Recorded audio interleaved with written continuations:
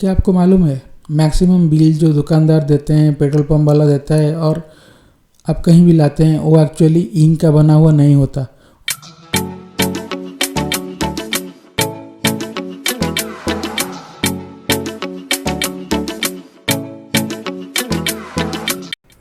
नमस्कार दोस्तों, तो आज हम समझेंगे कि जो पुराना वाला बिल है वो उड़ता क्यों है और हम उसको कैसे लॉन्ग टर्म के लिए प्रिजर्व कर सकते हैं, वारंटी क्लेम हो या फिर रिम्बर्समेंट हो या फिर रिटर्न पॉलिसी के लिए। मगर आप नोटिस करते हैं कि ये वाला बिल अभी पूरी तरह से ख़त्म हो चुका है एंड रह गया एक सादा paper, no ink, no number, nothing, just a plain blank paper. तो आपके दिमाग में कभी क्वेश्चन आया है ऐसा क्यों होता है? क्या ये प्रिंटिंग मिस्टेक के कारण होता है या फिर इसका इंक जो है वो उड़ गया है?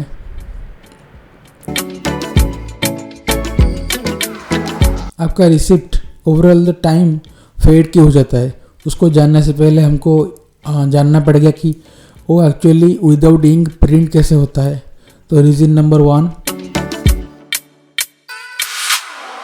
ये एक्चुअली केमिकल रिएक्शन होता है। ये 3 कंपोनेंट में ये थर्मल पेपर बनता है। First component is leuco dye, a colourless dye. Second component is a developer, जो वीक एसिड इसको भी हम बोल सकते हैं।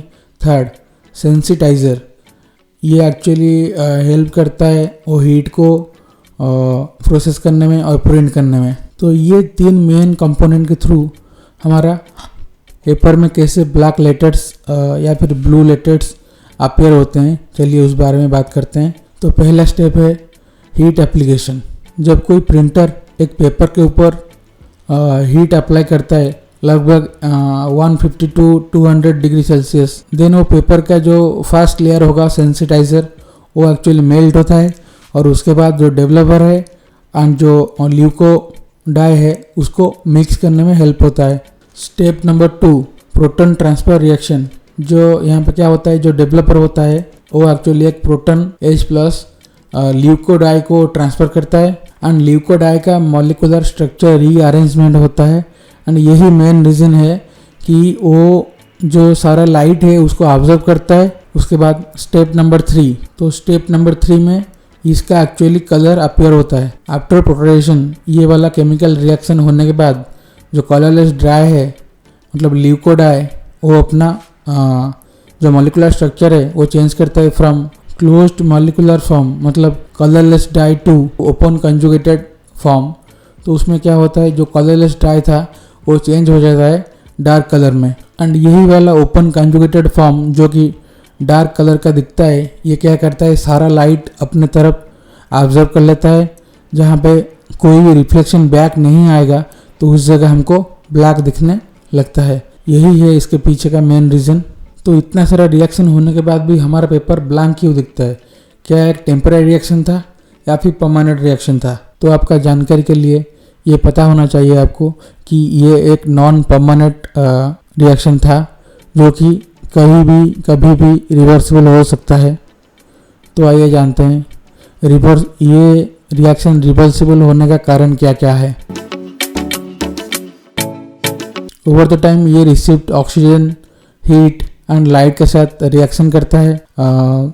उसका जो पहला वाला प्रोटोनेशन बॉन्ड होता है उसको तोड़ देता है एंड ऑक्सीडेशन प्रोसेस होता है एंड फर्दर वो जो रिसिप्ट है हीट के साथ रिएक्शन करता है। तो ये सब डीप्रोटोनेशन एंड ऑक्सीडेशन एंड जो फर्दर केमिकल रिएक्शन होने के बाद ये जो कलरलेस डाई था ये उसका लेवल डिग्रेडेड हो जाता है। तो ये पेपर आइदर पूरा ब्लैक होने लगता है या फिर पूरा ब्लैंक होने लगता है।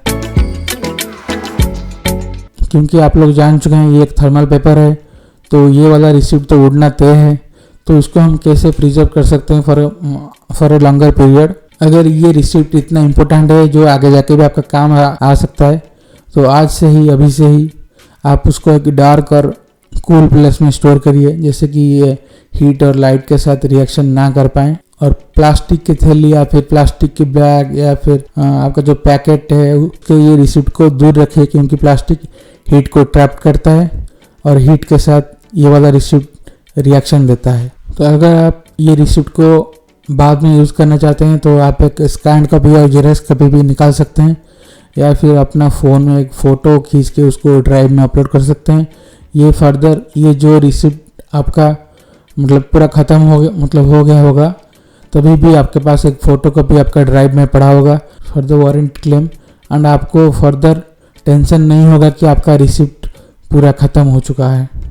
तो आपको आज मालूम चल गया कि ये जो रिसिप्ट उठ जाता है वो कोई भी बैड प्रिंटिंग या फिर बैड लक की वजह से नहीं उठता। ये एक्चुअल में एक केमिकल रिएक्शन होता है जो टाइम के साथ मतलब घटता जाता है या फिर स्ट्रांग होता जाता है, और पेपर पूरा ब्लैक और पूरा ब्लैंक हो सकता है। तो अगर ये वीडियो आपको हेल्पफुल लगा या फिर आपको इन्फॉर्मेटिव लगा तो please do like my channel, subscribe my channel. तो थैंक यू, बाय बाय।